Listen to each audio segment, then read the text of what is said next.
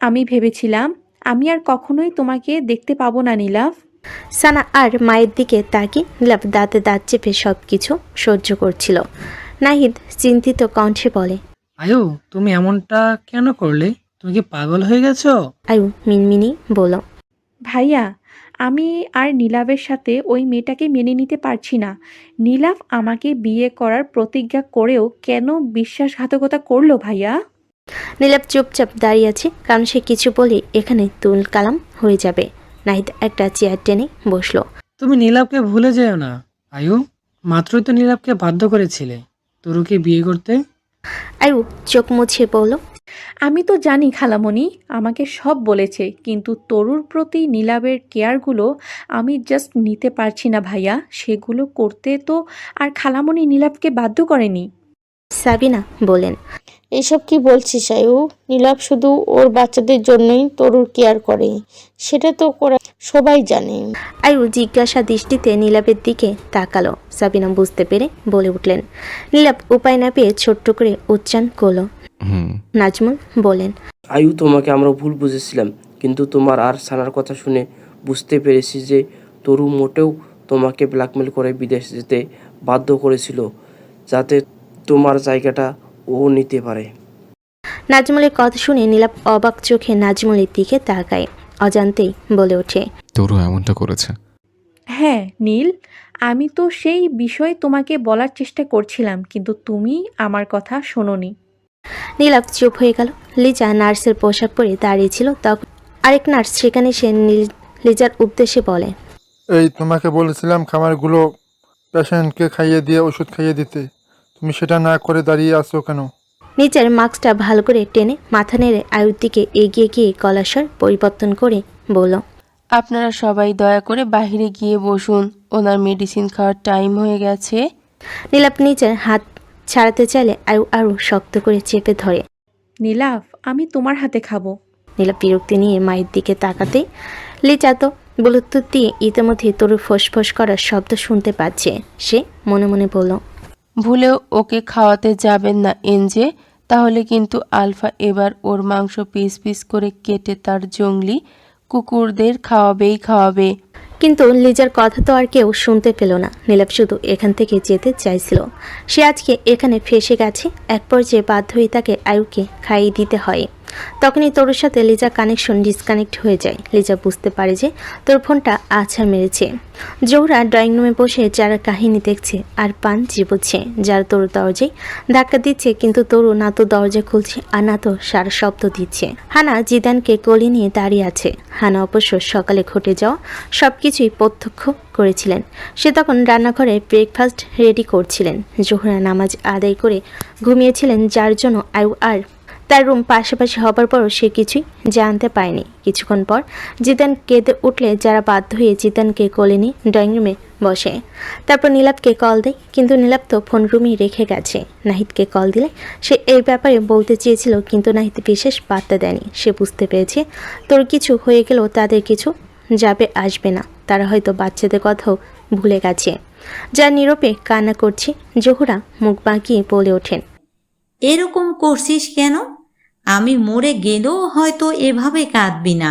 যার জন্য এভাবে কাঁদছিস, গিয়ে দেখ সেই জাদুকরি তো দরজা বন্ধ করে লম্বা ঘুম দিয়েছে। যারা জোহরার কথাই কোনো প্রতিক্রিয়া দেখালো না। সে কয়েকদিনে জোহরার ব্যবহারে অতিষ্ঠ হয়ে গেছে। না জানে জোহরা সে ছোট্ট তরুর সাথে তখন কীরকম ব্যবহার করত। ভাবতে যারার গায়ে কাটা দিয়ে উঠছে।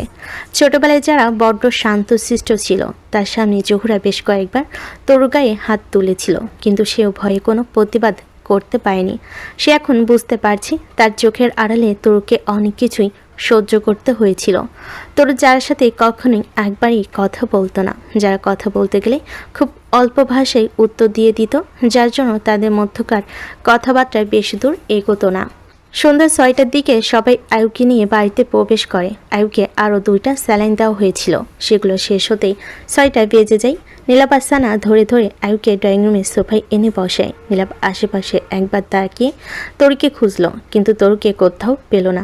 নীলাভ একটা স্বস্তির নিঃশ্বাস ফেলল। তরু এখানে থাকলে অকারণেই রিয়াক্ট করতো। খালাতো বোনের জায়গা থেকে মা আর খালার দিকে তাকিয়ে নীলাভ যেটুকু করেছে এর বাইরে বেশি কিছু নয়, কিন্তু তরু তো সেসব বুঝতেই চাইবে না। যারা একইভাবে ড্রয়িং রুমে বসে আছে, জিদান জহুরার কোলে কান্না করছে। নাহিদ এগিয়ে গিয়ে যারার উদ্দেশ্যে বলল, যারা জিদান কান্না করছে, ওকে কোলে নিচ্ছ না কেন? নাহিদের কথা শুনে যারা রাগি চোখে নাহিদের দিকে তাকালো। নাহিদ একটু ঘাবড়ে গিয়ে নিজেই জিদানকে কোলে তুলে নিল, তারপর হানার উদ্দেশ্যে বলল। যারা বুঝলো নাহিদ তাকে মিন করে কথাটা বলেছে। আবকে বসে রেখে সাবিনা আর সানা নাজমুল ফ্রেশ হতে চলে গেলেন। নীলাবও নিজের রুমের দিকে এগিয়ে গেল। কেন জানি না তার পা দুটোই এগোতে চাইছে না, নিজের কাছে কেমন যেন অপরাধী লাগছে। নীলাভ দরজার কাছে গিয়ে দেখল দরজা লক করা। নীলাভ কয়েকবার নক করার পরও কোনো সারা শব্দ পেল না। সে ড্রয়িং রুমে ফিরে এসে জিজ্ঞাসু দৃষ্টিতে যারা, হানা আর জহুরার দিকে তাকালো। জহুরা মুখ বাঁকিয়ে বলে উঠলেন, মহারানী সকাল থেকেই দরজা বন্ধ করে ঘুমোচ্ছে। কথাটা শুনে নীলাভ অবাক চোখে জহুরার দিকে তাকাই। আয়ু খবরটা শুনে খুশি হয়েছে। সে যা চেয়েছে সেটাই তো হচ্ছে। সবাইকে চমকে দিয়ে যারা বলে উঠল, হ্যাঁ, ঘুমোচ্ছে। আপনারা তো চেয়েছেন আমার বোনটা যেন সারা জীবনের মতো ঘুমিয়ে পড়ুক। এখন যান, সবাই মিলে পার্টি করুন, আনন্দ ফুর্তি করুন। দয়া করে আমার বোনের ঘুম ভাঙাবেন না, ওকে বিরক্ত করবেন না। যারা কথা শুনে নাহিদ অপরাধী চোখে যারার দিকে তাকালো। নীলাভ দুপা পিছিয়ে গেল। দৌড়ে পুনরায় তাদের রুমের সামনে গিয়ে জোরে জোরে দরজায় ধাক্কা দিতে লাগলো। তোর দরজা খোল। কি হয়েছে তোর? রাগ করেছিস আমার উপর? আমি সব কিছু এক্সপ্লেন করবো। দরজাটা খোল প্লিজ। তুই যা বলবি আমি তাই করবো। দরজাটা খোল। কথাগুলো বলার মাঝে বারবার নীলাভের গলায় কথাগুলো আটকে আসছিল। যারা উঠে গিয়ে নীলাভের সামনে দাঁড়ায় শান্ত কণ্ঠে বলে ওঠে, বললাম না বিরক্ত করবেন না। কেন বিরক্ত করছেন? ছেড়ে দিন। নীলাভের চোখ জোড়া লাল হয়ে এলো। যার দিকে তাকিয়ে কাঁপা কাঁপা কণ্ঠে বলতে লাগলো, ভাবি প্লিজ তুমি আমাকে দরজাটা খুলতে বলো। যারা ফের শান্ত কণ্ঠে বলল, আমার বোন ঘুমাচ্ছে, আমি তাকে বিরক্ত করতে পারবো না। কথাটা শুনে নীলাভ মেঝেতে বসে পড়ল। ও আমাকে ছাড়া ঘুমাতে পারে না ভাবি। আমি আমার বুকে জায়গা না দেওয়া অবধি ও কখনো ঘুমায়নি। শত রাগ অভিমানের বড় বাচ্চাদের মতো এসে আমার বুকের মাঝে মুখ লুকিয়ে রাখে। ও ঘুমায়নি, ওকে বলে যায়নি বলে রাগ করেছে আমার ওপর। আমি ক্ষমা চাইবো তো, আমাকে কি সেটুকু সুযোগ দেবে না? নীলাভের ভাঙ্গা ভাঙ্গা কথাগুলো শুনে যারা নিজের কান্নাগুলো চেপে রাখতে পারল না, সে কেঁদে কেঁদে বলল, সারা দিন পর এখন আমার বোনের কথা মনে পড়লো আপনার? কোথায় ছিলেন আপনি? আমি বারবার কল দিয়েছি আপনাকে, কিন্তু আপনি রিসিভ করেননি। নাহিদ তো আপুর নামটা শুনলেই কথা এড়িয়ে গেছে, পুরোটা শোনার প্রয়োজনও মনে করেনি। নাহিদ অসহায় চোখে যারার দিকে তাকালো। এটা সত্যি সে তরুণ নামটাও শুনতে পায় না, কিন্তু আজকে যারার কথাই গুরুত্ব না দেওয়ার কারণে তার নিজেরই আফসোস হচ্ছে। আমি ফোন নিয়েই যাইনি, ফোনটা তো রুমেই আছে। কথাটা মনে পড়তে নীলাভের এক্সট্রা চাবির কথা মনে পড়ে, যেটা তার উপরের রুমে আছে। তবে সেই রুমে চাবিটা তো আবার এখন তারা যেই রুমে থাকে সেই রুমে, আর সেই রুমই তো তরু লক করে রেখেছে। নীলাভের সাবিনার রুমে থাকা চাবি কথা মনে পড়ে। সে দৌড়ে উপরে গিয়ে সাবিনার রুম থেকে এক্সট্রা চাবি নিয়ে এলো। এরই মাঝে সবে ফ্রেশ হয়ে ড্রয়িং রুমে উপস্থিত হয়েছে। হানা সাবিনাকে বলে দেয় যে তরু সকাল থেকে নিজেকে ঘরবন্দি করে রেখেছে। কথাটা শুনে সাবিনারও চিন্তা হতে লাগলো। সেও তো চায় না এসবের চক্করে তার নাতি নাতনিতে কিছু হয়ে যাক। নীলাভ চাবি দিয়ে দ্রুত দরজার লক খুলে ফেল। এরই মাঝে সন্ধ্যা হয়ে এসেছে। চারিদিক থেকে মাগরিবের আজানে পবিত্র ধ্বনি ভেসে আসছে। পুরো রুম অন্ধকার। নীলাভকে লাইট অন করে পুরো রুমে চোখ বুলিয়ে দেখল তোর কোথাও নেই। নীলাভ দ্রুত পায়ে ওয়াশরুমের সামনে আসতে তার পা জোড়া থমকে গেল। তোর ওয়াশরুমের মেঝেতে হাঁটুতে মুখ গুজে বসে আছে, পুরো শরীর এখনো ভেজা। নীলাভ তোর দিকে এগিয়ে যেতে নিলে যারা তাকে থামিয়ে দেয়। আমি যাচ্ছি। যারা গিয়ে নিজের কাপা কাপা হাতটা তোর কাঁধে রাখতে তোর ওয়াশরুমের ফ্লোরেই লুটিয়ে পড়ে। যারা ভয় পেয়ে চিৎকার দিয়ে ওঠে। নীলাভ এক মুহূর্ত অপেক্ষা না করে তরুর কাছে চলে এসে তরুকে কোলে তুলে নিল। সে ভেজা কাপড়ের উপর দিয়ে তরুর শরীরে উষ্ণতা অনুভব করতে পারছে। তাদের পার্সোনাল ডাক্তার এসেছে কিছুক্ষণ আগে। নীলাভ সেই থেকে তরুর বাম হাতটা জড়িয়ে ধরে বসে আছে। কথাটা শুনে সাবিনা, নাহিদ আর নাজমুল মাথা নিচু করে নিলেন। নীলাভ তো একইভাবে তরুর দিকে তাকিয়ে আছে। এরই মাঝে সানা বলে উঠলেন, কথাটা শোনা মাত্র নীলাভ সানার দিকে রক্ত চোখে তাকায়, যা দেখে জোহরাও ভয় পেয়ে যায়।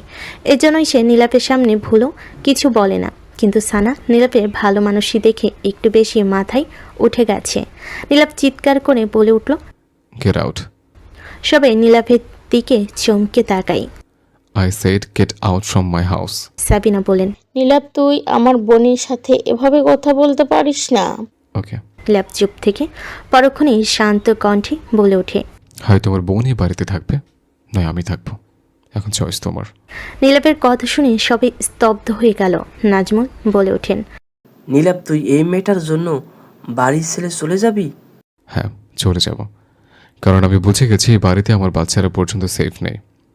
তোমরা কোনোদিনও ওদের কথা ভাবো না, নইলে আমাকে সারাদিন ইমোশনাল ব্ল্যাকমেল করে হসপিটালে আটকে রাখতে না, যেখানে সবাই ছিল তারপর আমাকে আটকে রেখেছ। এদিকে আমি যে জন্য কাজকাম বাদ দিয়ে বাড়িতে এসে আছি সে কাজটাই করতে পারলাম না। তোমরা আসলে কী চাও বলো তো? আমার তো মনে হচ্ছে তোমরা তরুর সাথে সাথে আমাকে আর আমার বাচ্চাকেও মেরে ফেলতে চাও। কথাটা শুনে নাহিদ রেগে গেল। তুই এত কথা আমাদেরকে কেন বলছিস? ওর এই অবস্থার জন্য কি আমরা দায়ী? আমরা কি ওকে জোর করে শহর নিচে বসিয়ে রেখেছিলাম? যেখানে ওই মেয়েটাই নিজেই বেবির কথা ভাবে না, সেখানে আমরা হাজার ভেবেও কি বা করতে পারবো? নাহিদের কথাই যুক্তি আছে, এর জন্য পুরোপুরিভাবে বাড়ির লোকেরাও দায়ী নয়। নাজমুল বুঝতে পারল নীলাভ আর নাহিদ এক জায়গায় থাকলে বড়সড় ঝামেলা হতে পারে। এই পর্যন্ত নীলাভ আর নাহিদের মাঝে কোনোদিন ঝগড়া হয়নি। নাহিদ আর জারার বিয়ের সময় নীলাভ একটু ঝামেলা করেছিল, কিন্তু পরবর্তীতে রাজি হয়ে গিয়েছিল। নাজমুল সাবিনাকে ইশারা করতে সাবিনা নাহিদকে নিয়ে চলে যায়। নাজমুল বাকি সবার উদ্দেশ্যে বললেন, এখান থেকে সবাই চলে যাও এখন। নাজমুলের কথা মতো জারাবাদে সবাই চলে গেল। নাজমুল নীলাভের দিকে তাকালেন। নীলাভ, আমরা কেউ তোর বা বাচ্চার ক্ষতি চাই না, সেটা তুই ভালো করেই জানিস। যাক, তরুর জ্ঞান ফিরলে আমাকে জানাস। বলে নাজমুল চলে গেলেন। যারা এসে তরুর পাশে বসলো। ভাবি, তুমি বলো, তরুকে এটা ঠিক করেছে? যারা তরুর মাথায় জলপট্টি পরিবর্তন করে দিয়ে বলল, আমি এমন কিছু দেখতে পেয়েছি যেটা আপনারা দেখতে পাচ্ছেন না, সেই জন্যই আপনাদের মনে হচ্ছে আপু এমনটা করেছেন। যারা কথা শুনে নীলাভ বড় কুচকে তাকায়। মানে? সবাই দেখেছে আপু নিজেকে নিজে কষ্ট দিয়েছে, কিন্তু আমি দেখতে পেয়েছি যে আপু নিজেকে নিজে কষ্ট দেয়নি। কষ্ট তো আপুকে আপনি দিয়েছেন। আপু বাধ্য হয়েই এমন কিছু করেছে, তবে আপুর বড় কোনো ক্ষতি হয়নি ভেবেই শান্তি পাচ্ছি। আচ্ছা, আপনি কি উপলব্ধি করতে পেরেছেন আপনি আপুকে কিভাবে আর কতটা কষ্ট দিয়েছেন? নীলাভ কিছু সময় চুপ করে থেকে বলে উঠল, আমি কি করতাম? আয়ু আমার খালাতো বোন। জানি সেই খালাতো বোন আপনাকে কখনো নিজের খালাতো ভাই বলে মনে করেনি। আয়ু কি মনে করলো বা না করলো সেটা আমার দেখার বিষয় নয় ভাবি। আমি কি মনে করলাম সেটাই আসল। তোরকে তো সেটা বুঝতে হবে, তাই না? আপু বুঝতে পারেনি বলে মনে করেন? আপু 12 বছর ধরে আপনাদের দুই খালাতো ভাই বোনকে সহ্য করে গেছে, অবশ্যই বুঝে শুনেই সহ্য করেছে, তাই না? বলেই যারা দরজা অব্দি গিয়ে পিছু ফিরে বলল, আমি শুধু চাইবো আপনাকে যেন ভবিষ্যতে কখনো আপুর মতো পরিস্থিতিতে পড়তে না হয়, না হলে আপনি আরও ভালোভাবে বুঝে যাবেন যে আপু কতটা ভয়াবহ পরিস্থিতিতে থেকেও আপনাকে ভালোবেসে গেছে। আপুর গায়ের জামা কাপড়গুলো ভেজা, পারলে চেঞ্জ করে দিয়েন, আর না পারলে আমাকে ডাক দিয়েন। যারা চলে গেল। নীলাভ কিছুক্ষণ সেভাবে বসে থেকে তরুর কাপড় বের করে আনলো, তারপর দরজা লাগিয়ে এসে তরুর পাশে বসলো। নীলাভ একবার ভাবছে সেই কাপড়গুলো চেঞ্জ করে দেবে নাকি যারাকে ডাক দেবে। পরক্ষণে ভাবলো বেশি ভাবার টাইম নেই, দ্রুত তরুর পোশাক চেঞ্জ করা উচিত। নীলাভ একটা বড় শ্বাস নিয়ে তরুর কাপড়গুলো চেঞ্জ করে দিতে লাগলো। এরই মাঝে নীলাভ তরুর হাতের দাগগুলি খুব ভালো করে দেখার চান্স পেল। সে তরুর জামার হাতা সরিয়ে দাগগুলো নিখুঁতভাবে দেখলো। কিছু কিছু দাগ বেশ পুরনো। এসব দেখে নীলাভের চোখ জল ছলছল করে উঠল। তুই আমার জন্য সাইকোতে পরিণত হচ্ছিস তরু। আমি কি করে তোকে স্বাভাবিক করে তুলবো? আমি যে তোকে আর এইভাবে দেখতে পারছি না। নীলাভ অন্যদিকে তাকিয়ে তরুর টপসের বাটন আনলক করার সময় ভুলবশত তার হাত তরুর বুকের ডান পাশে পড়ে। নীলাভ সেখানে অদ্ভুত একটা ক্ষত অনুভব করে। সে কৌতূহলবশত জামাটা হালকা সরিয়ে তাকাতেই থমকে যায়। সেখানে গভীর ক্ষত করে নীলাভ লেখা। ক্ষতটা অনেক পুরনো, তবে এখনও স্পষ্ট নীলাভ অনুমান করতে পারছে ক্ষতটা ঠিক কতটা গভীর ছিল। এবার নীলাভ কান্না আটকে রাখতে পারল না। অশ্রু সজল নয়নে বাম দিকে তাকাতে দেখল বাম পাশের কাঁধ আর বুকের উপর দুটো গুলির চিহ্ন। নীলাভের শ্বাস আটকে আসছে। সে এসব সহ্য করতে পারছে না, কিছুতেই পারছে না।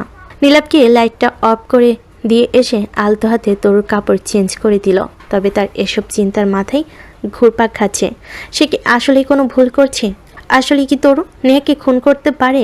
যে মেয়েটা তাকে এতটা পরিমাণে ভালোবাসে, তার পক্ষে কি তার বোনকে খুন করা সম্ভব? নীলাভ তরুর কাপড়গুলো ধুয়ে ওয়াশরুমে মেলে দিল। তার মনে পড়ল আজকে সে শাওয়ার নেয়নি। আয়ুকে কোলে নিয়েছিল, খাইও দিয়েছিল। তা তো শাওয়ার নিয়ে তরুর কাছে যাওয়া উচিত ছিল। নীলাভ ভালো করে শাওয়ার নিয়ে বেরিয়ে এলো। গায়ে যে শার্টটা ছিল সেটা গিয়ে ডাস্টবিনে ফেলে এলো। তারপর এসে তরুর মাথা জলপটি দিতে লাগলো। রাত 8টা নাগাদ তরুর জ্ঞান ফেরে। তরুকে চোখ খুলতে দেখে নীলাভ খুশি হয়ে যায়। তরু ঠিক আছিস? কেমন লাগছে এখন? চোখ মেলে নীলাভকে পাশে বসে থাকতে দেখে তরু নিজেও উঠে বসতে নাই, কিন্তু নীলাভ থামিয়ে দিয়ে বলে, উঠতে হবে না, রেস্ট নে। তোর গায়ে অনেক জ্বর, আমি খাবার আনছি, খেয়ে ওষুধ খেয়ে নেবে। তোর নিজের বাহু থেকে নীলাভের হাত সরিয়ে দিয়ে বলে, আমি ঠিক আছি, নিজের খেয়াল নিজে রাখতে পারবো, ইউ ক্যান গো। বলে তরু খাটের বাইরে পা রাখতে নেবে, কিন্তু তার মাথা ঘুরে যায়। নীলাভ তরুকে ধরে পুনরায় খাটে বসিয়ে দেয়। সারাদিন না খেয়ে থেকে শরীরের কি অবস্থা করেছিস, তারপরও বলছিস যে নিজের খেয়াল রাখতে পারবে? তরু ফের নীলাভের হাত সরিয়ে দিয়ে বলল, ভালোভাবে বলছি, বেরিয়ে যাও রুম থেকে, এই রুমে তোমার আসার কোনো দরকার নেই। নীলাভ অবাক চোখে তাকাই। আমি কোথায় যাব? তরু শান্ত কণ্ঠে বলে ওঠে, ওহ, ভুলে গিয়েছিলাম, এটা তো তোমার বাড়ি, সেই হিসেবে আমি তোমাকে বেরিয়ে যেতে বলতে পারি না। ওকে, আমিই চলে যাচ্ছি। তরু উঠে দাঁড়িয়ে নীলাভ তাকে ধরতে গেলে তরু হাত উছিয়ে না বলে। তরু শান্ত চাহনি থেকে নীলাভের পা জোড়া থমকে যায়, এগিয়ে যাওয়ার সাহস পায় না। তরু আলমারি থেকে বাণীকে বের করে হাতে তুলে নেয়। তারপর ধীর পায়ে দরজার দিকে পা বাড়াতে নীলাভ অসহায় কণ্ঠে বলে ওঠে, তোকে যেতে হবে না, আমিও চলে যাচ্ছি, আসবো না এই রুমে। তুই এই অবস্থায় বাইরে যাস না প্লিজ। তরু থেমে যায়। নীলাভ এই সুযোগে কিছু বলতে চাইলে তরু বলে ওঠে, no excuses, I don't like excuses. আমি তোমার কোনো কথাই শুনতে চাই না। আমাকে কোনো কিছু বোঝাতেও এসো না। তুমি এতদিন যা বোঝাতে চেয়েছিলে তা আমি আজ বেশ ভালো করেই বুঝে গেছি। তরু, আমি সত্যিই তোমায় বুঝতে পারিনি। আমাকে এভাবে বুঝিয়ে দেওয়ার জন্য ধন্যবাদ নীলাভ খান। তোমার যেখানেই ইচ্ছা যেতে পারো এবার। ভয় নেই, তোমার বাচ্চাদের কোনো ক্ষতি করব না আমি। বাধ্য হয়ে আর আমার সাথে থাকতে হবে না তোমায়। ইউ ক্যান গো নাও। নীলাভ উপায় না পেয়ে চলে যাওয়ার জন্য দরজা অবধি আসতেই তাজিম রুমে প্রবেশ করে। তার সাথে মার্শা আর যারাও আছে। নীলাভ কিছুটা নিশ্চিন্ত হয়ে ড্রয়িং রুমে যেতেই দেখতে পাই সাফনও এসেছে। জোহরা, অনেকদিন হয়েছে, আমাদের সাথে তুমি আজকে বাড়িতে ফিরে যাবে। জহুরা যাবে না বলতে চাইলেও বলতে পারে না। সে এ বাড়িতে এসেছে 1.5 মাসের বেশি হয়ে গেছে। এখনও যদি সে থাকার কথা বলে, বিষয়টা সাবিনা নাহিদ ভালোভাবে নাও নিতে পারে, আর সাফনের কথার উপর সে কিছু বলতে পারবে না। জহুরা প্রসঙ্গ পাল্টে বলেন, তোমরা হঠাৎ এই বাড়িতে? আমাকে তো জানাওনি যে এই বাড়িতে আসবে। যারা কল দিয়ে বললো তরুর ব্যাপারে, না এসে থাকতে পারলাম না। মেয়েটাকেও দেখতে ইচ্ছে করছিল খুব। সাফনের কথা শুনে জহুরা মুখ বাঁকিয়ে বলেন, তো যাও না, গিয়ে দেখে এসো। সাফন চাপা শ্বাস ফেলেন। তুমি জানো যে আমি যেতে পারবো না, মেয়েটার সাথে অন্যায় করেছিলাম যে। নীলাভকে চুপচাপ দাঁড়িয়ে থাকতে দেখে সাফন বলে উঠলেন, কেমন আছো বাবা? মেয়েটা অনেক জ্বালাচ্ছে তাই না? নীলাভ এগিয়ে এসে বলল, না আঙ্কেল, তেমন কিছু নয়, উল্টো আমি ওকে ভালো রাখতে পারছি না। তুমি ওকে ভালো রাখতে চাও? নীলাভ উত্তর দিল না। এরই মাঝে আয়ু নিচে নেমে এসে নীলাভের উদ্দেশ্যে বলল, নীলাভ, আমার না মনটা ভালো লাগছে না, চলো না কোথা থেকে ঘুরে আসি। Why not? আমি তোমাকে তোমাদের বাড়ি পর্যন্ত ছেড়ে দিয়ে আসতেই পারি, যাবে? নীল, তুমি চেঞ্জ হয়ে গেছো, আগে কখনো আমার সাথে এভাবে কথা বলতে না। আমি চেঞ্জ হয়ে যাইনি আয়ু, উল্টো এটাই আমার আসল রূপ। আমাকে বিয়ে করবে বলে তুমি প্রতিজ্ঞা করেছিলে, সেটা কি হবে নীল? আমি স্বীকার করে নিয়েছি যে আমি সে প্রতীক্ষা পূরণে ব্যর্থ হয়েছে। আর তুমি এত কিছুর পরও কীভাবে এক্সপেক্ট করো যে আমি তোমাকে এখনও বিয়ে করব, যেখানে তুমি লন্ডনে বসে প্রতিনিয়ত বয়ফ্রেন্ড চেঞ্জ করে গেছো। তো বলি কি, চাও না তাদের মধ্যে কাউকে বিয়ে করে নাও, সে অবশ্যই তোমাকে ঘুরতে নিয়ে যাবে। আয়ু আর কথা না বাড়িয়ে নিজের রুমে ফিরে গেল। তোর চুপচাপ বাণীকে কোলে নিয়ে খাটের এক সাইডে বসে আছে। তুই আমাকে বলেছিলি নিজের কোনো ক্ষতি করবি না, তাহলে এসব কি তরু? তাজিমের প্রশ্নে তোর ঠান্ডা কণ্ঠে বলল, মাথাটা প্রচুর গরম হয়ে গিয়েছিল, সেই জন্য শাওয়ারের নিচে বসেছিলাম। কখন সেন্স হারিয়ে ফেলেছি নিজেও জানি না। তরু যার কথা যেন শুনলই না। সে এক মনে বাণীকে পর্যবেক্ষণ করতে লাগলো। মাইশা বলল, আজিম, আমার মনে হয় তরুকে আমাদের বাড়িতে নিয়ে যাওয়া উচিত। আমার যতটুকু মনে হচ্ছে তরুর মানসিক অবস্থা ভালো নেই। এখানে থাকাটা ওর জন্য রিস্কি হয়ে যাবে। যারও তাল মিলিয়ে বলল। তাজিম তরুর দিকে তাকিয়ে বলে উঠল, যদি তরু আমাদের সাথে যেতে রাজি হয় তবেই না আমরা ওকে নিয়ে যেতে পারবো। তাদের কথার মাঝে নীলাভ সবার জন্য শরবত আর মিষ্টি নিয়ে আসে। সে দরজার সামনেই দাঁড়িয়ে বলে, ভাবি এগুলো একটু নাও তো। যারা ভুরকুচকে নীলাভের দিকে এগিয়ে গিয়ে বলে, আপনি আনতে গেলেন কেন ভাইয়া? আমাকে ডাক দিতে পারতেন। আর হানা খালাই বা কোথায়? নীলাভ একবার তরুর দিকে তাকাই, ট্রেটা যার হাতে দিয়ে তারপর নিজের কান চুলকাতে চুলকাতে বলে, খালা রান্না করছেন আর তুমি তো কথা বলছিলে, তাই ভালো মামিয়ে নিয়ে আসে। নীলাভ যাচ্ছে না দেখে যারা বলল, ভাইয়া ভেতরে আসুন না। নীলাভ আসতে নেবে কিন্তু তরুর কথাই থেমে যায়। ভাইয়া আমি তোমাদের সাথে যেতে রাজি আছি। তাজিম কিছু বলার আগে নীলাভ দুপা পিছিয়ে গিয়ে বলল, আমি ভিতরে আসবো না তরু, তুই এই বাড়িতেই থাক। আমি তোর অনুমতি ছাড়া তোর ধারে কাছেও ঘেসবো না। আমি তোমাদের সাথেই যাব ভাইয়া, আর এটাই ফাইনাল। Taru please. আমার যা বলার ছিল বলে দিয়েছি। যারা বলল, সে না হয় ঠিক আছে, তোমরা এগুলো খাও। আর আজকে তোমাদের যাওয়া হচ্ছে না। আপু শরীর ভালো নেই, তার উপর অনেক রাত হয়ে গেছে। তোমরা যেতেই চাইলেই কালকে যেতে পারবে। মাইশা আর তাজিম রাজি হলো। তরুর শরীর ভালো নেই, এই অবস্থায় জার্নি করা ঠিক হবে না। নীলাভ আর কিছু না বলে মন খারাপ করে চলে যায়। নীলাভ তরুর জন্য নন স্পাইসি চাউমিন রান্না করতে বলেছিল, কারণ তরু ঝাল খাবার খেতে পায় না। নীলাভ এই কয়েকদিনে ব্যাপারটা লক্ষ্য করেছে। হানা সেটাই রান্না করে তরুর কাছে নিয়ে এলো। তরু সেগুলো খেয়ে জ্বরের ওষুধ খেয়ে নিল। রাতে সবে খাওয়া দাওয়া করে যার যার রুমে চলে গেছে। শুধুমাত্র নীলাভ ড্রয়িং রুমে বসে বসে টিভি দেখছে। সে গেস্ট রুমের দিকে তাকিয়ে দেখল তরু অলরেডি দরজা লাগিয়ে হয়তো শুয়ে পড়েছে। নীলাভ বেশি কিছু না ভেবে উপরে নিজের রুমে চলে গেল। আজকে অনেক দিন পর সে এই রুমে শোবে।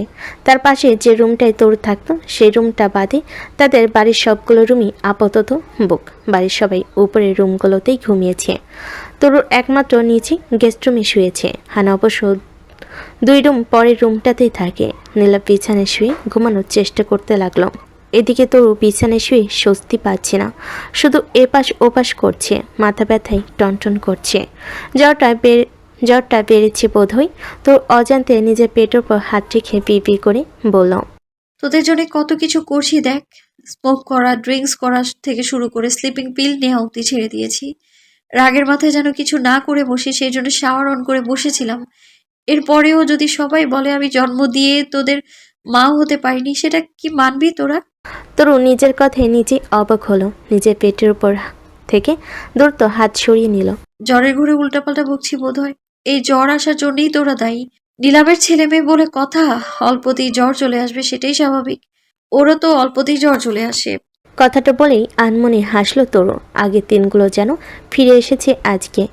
এভাবেই তো সে লন্ডনে থাকাকালীন রাতগুলোতে নীলাভের কথা ভাবত। তারপর সহ্য করতে না পেরে স্লিপিং পিল নিত, কিন্তু আজকে তাও নিতে পারবে না। অন্যদিকে নীলাভও ঘুমাতে পারেনি সারা রাত। সে ফোন অন করে দেখল এখন ভোর 4টা বাজে। নীলাভ আর থাকতে না পেরে রুম থেকে বেরিয়ে এলো। ধীরে পায়ে সিঁড়ি ভেঙে তরু রুমের সামনে এসে দাঁড়ালো। বড় একটা শ্বাস টেনে দরজায় নক করার উদ্দেশ্যে হাত উঠালো, কিন্তু কিছু একটা ভেবে নক করলো না। তরু পুরোটা রাত এপাশ ওপাশ করে কাটিয়েছে, কিন্তু এখন হঠাৎ করে সে অস্বাভাবিক কিছু অনুভব করছে। তরুর সমস্ত শক্তি কাটিয়ে উঠে বসলো। নীলাভ দরজার বাইরেই বসেছিল। তরুর গঙ্গানের শব্দ শুনে নীলাভ দরজায় হাত রাখতে দরজা খুলে গেল। তরু দরজা লক করেনি। পুরো রুম অন্ধকার। তরু ব্যথায় কুকিয়ে উঠছে ক্ষণে ক্ষণে। নড়ার শক্তিটুকু নেই তার শরীরে। নীলাভ লাইট জ্বালাতেই দেখলো তরু ব্যথায় ছটফট করছে। নীলাভকে আসতে দেখে তরু হাত বাড়ালো নীলাভের দিকে। নীলাভ, হেল্প! নীলাভ পিছনে রক্তের চিহ্ন দেখা মাত্রই দৌড়ে এলো তরুর কাছে। তরুকে বুকের মাঝে চেপে ধরে জোরে জোরে শ্বাস নিয়ে জিজ্ঞেস করলো, এখনো তো ডেটের 17 দিন বাকি আছে, এখনই কেন? তরু কিছু বলতে পারছে না। নীলাপ নিজের ফোনটা বের করে প্রথমেই নাহিদকে কল দিল। জিদানের জন্য যারা নাহিদ সজাগই ছিল। নীলাপের কল পেয়েই রিসিভ করলো। ভাইয়া, তরুর অনেক পেইন হচ্ছে, তুমি এক্ষুনি নিচে এসো, ওকে হসপিটালে নিয়ে যেতে হবে। নীলাপের সিরিয়াস কণ্ঠ শুনে নাহিদ তাড়াহুড়ো করে উঠে দাঁড়ালো। যারা তরুর পেন উঠেছে, তুমি এক্ষুনি মা আর বাবাকে গিয়ে বলো আমি গাড়ি বের করছি, যারা যারা যাবে তাদেরকে নিয়ে একেবারে রেডি হয়ে এসো। কথাটা শুনে যারা ঘাবড়ে গেল, তবুও নিজেকে সামলে জিদানকে নিয়ে বেরিয়ে এলো। এদিকে তরু নীলাপের হাত খামচে ধরে ব্যথা কমানোর চেষ্টা করছে। তরু বহু কষ্টে বলে উঠল, নীলাভ, আমার যদি কিছু হয়ে যায় ওদেরকে দেখে রাখবে তো? কথাটা শুনে নীলাপ তরুর সামনে হাঁটু মুড়ে বসে বলে, কিচ্ছু হবে না, কিচ্ছু হবে না, তোর সাহস রাখ। তরু আবারও নীলাপের হাত ধরে আস্তে আস্তে বলল, আমি মরে গেলে তুমি চাইলে আবার বিয়ে করতে পারো, কিন্তু তার আগে ওদের মেরে ফেলো, কেমন? প্লিজ ওদেরকে কখনো সৎ মায়ের মুখ দেখিও না। কথাটা বলে নীলাপ নিজের বুকে তরুর মাথায় চেপে ধরল। এভাবে বলিস না, আমি তোকে বোঝাতে পারিনি, এটা আমার নিজের ব্যর্থতা। আমাকে নিয়ে তোর মনে সব চিন্তা আসছে, সেই জন্য আমি নিজেই তাই। তরু বিড়বিড় করে বলে উঠল, নীলাভ, ওরা আসবে, তুমি প্লিজ সাথেই থেকো। নীলাপ তরুর কথাটা মানে বুঝতে পারল না। কারা আসবে তরু? কাদের কথা বলছিস? তরু আর কিছু বলতে পারল না। তার আগে বাড়ির সবাই চলে এলো। তাজিম তো এসেই তরুর মাথায় হাত রেখে বলল, শোনাবো না, আমার একদম ভয় পাবি না, আমরা সবাই আছি তো তোর সাথে। নীলাপের উদ্দেশ্যে বলল। নীলাব, ওকে নিয়ে হাসপাতালে চলো, কুইক। নীলাপ তাজিমের কথা মতো তরুকে কোলে তুলে নিল। দূরত্ব পায়ে ড্রয়িং রুম পেরিয়ে বাড়ির বাইরে চলে এলো। তার সঙ্গে যারা, মাইশা, তাজিম আর সাফনও পা মেলালো। সাবিনা আর নাজমুলও চিন্তিত মুখে গেট অব্দি আসলেন। তরুর অবস্থা দেখে অজান্তেই সাবিনার চোখ জোড়া ভিজে উঠল, যা সে সবার আড়ালেই মুছে ফেলে। তবে নাজমুল বিষয়টা লক্ষ্য করেছেন। তুমিও যাবে ওদের সাথে? সাবিনা উত্তর না দিয়ে বাড়ির ভেতরে চলে যান। নাহিদ ড্রাইভ করছে। নীলা ব্যাগ ছিটে তরুকে জড়িয়ে ধরে বসে আছে। তরুর আরেক পাশে যারা আছে। মাইশা জিদানকে নিজের কাছে রেখেছে। মাইশা, সাফন আর তাজিম তাদের নিজেদের গাড়িতে করে হসপিটালে যাচ্ছে।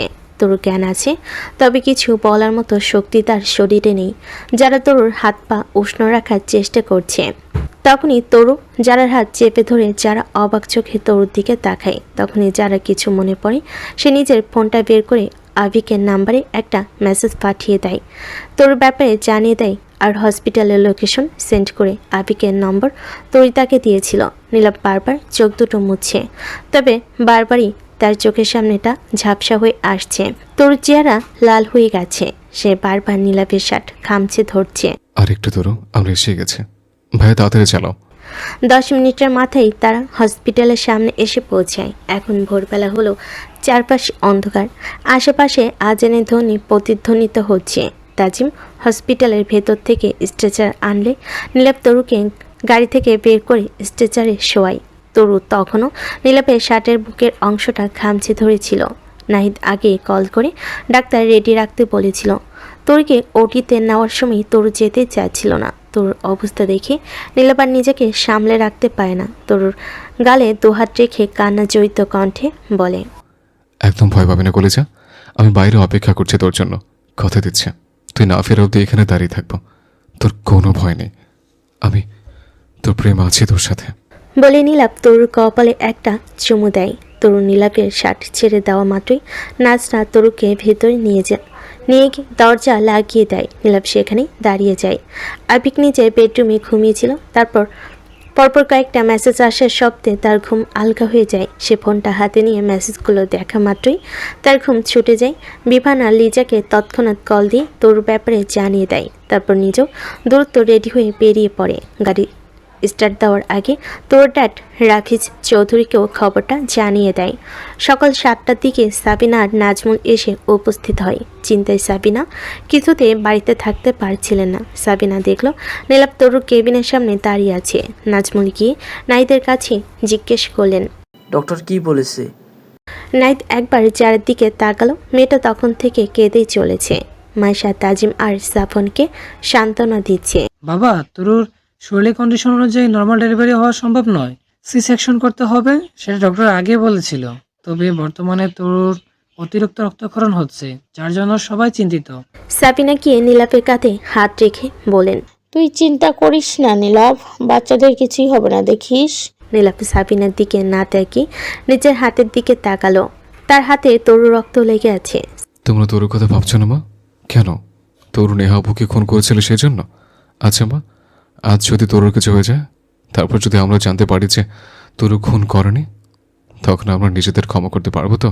কথাটা শুনে সাবিনা ভোর কুচকে তাকায়। তুই নিজের চোখে দেখেছিস, তারপরও এই কথা বলছিস?